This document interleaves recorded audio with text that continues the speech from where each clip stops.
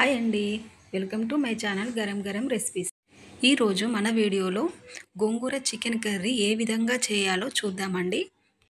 చికెన్లో గోంగూర వేసుకుంటే ఎలా ఉంటుంది అని ఆలోచిస్తున్నారా? కానీ వండాక తెలిసిందండి, చాలా బాగుంది.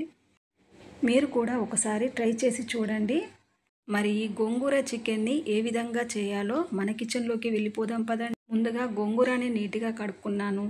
చికెన్ని కూడా నీట్గా కడుక్కొని పక్కన ఉంచుకున్నాను. ఇప్పుడు స్టవ్ వెలిగించి ప్యాన్ పెట్టుకొని నూనె పోసుకొని అందులో సన్నగా కట్ చేసుకున్న ఉల్లిపాయలు, 5-6 పచ్చిమిరపకాయలు, 2 లవంగాలు, ఫ్రెష్గా మిక్సీ పట్టుకున్న 1 టేబుల్ స్పూన్ అల్లం వెల్లుల్లి పేస్ట్ ఇలా వేసుకొని బాగా దూరగా వేయించుకోవాలి.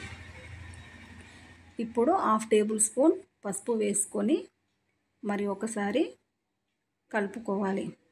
ఇప్పుడు ముందుగా వడగట్టి పెట్టుకున్న గోంగూరని దాంట్లో వేసుకొని ఇలా కలుపుకొని ఒక 5 నిమిషాల పాటు సిమ్లో వేయించుకోవాలి. ఇలా మగ్గించుకున్న గోంగూరలో కాస్త పుదీనా, ముందుగా నీట్గా కడుక్కున్న చికెన్ని దాంట్లో వేసుకొని కలుపుకోవాలి.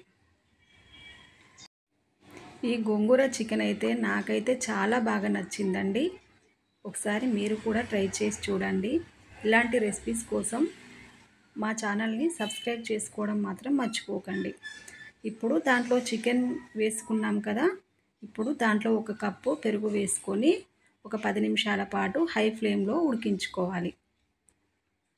ఆ తర్వాత 2 టేబుల్ స్పూన్ల కారాన్ని, మన రుచికి సరిపడా ఉప్పుని, 1 టేబుల్ స్పూన్ ధనియాల పొడిని, కాస్త కసూరి మేతిని వేసుకొని ఇలా కలుపుకోవాలి. దాన్ని మరో 10 నిమిషాల పాటు సిమ్లో పెట్టి ఉడికించుకోవాలి. అంతే అండి, గోంగూర చికెన్ కర్రీ రెడీ అండి. ఇది అన్నంలోకి చాలా బాగుంటుంది మరియు రోటీలోకి కూడా చాలా బాగుంటుంది. ఒకసారి మీరు కూడా ట్రై చేసి చూడండి, చాలా బాగుంటుంది. మా రెసిపీ కనుక మీకు నచ్చినట్లయితే ఒక లైక్ చేయండి, షేర్ చేయండి. సబ్స్క్రైబ్ చేసుకొని వాళ్ళు సబ్స్క్రైబ్ చేసుకోండి.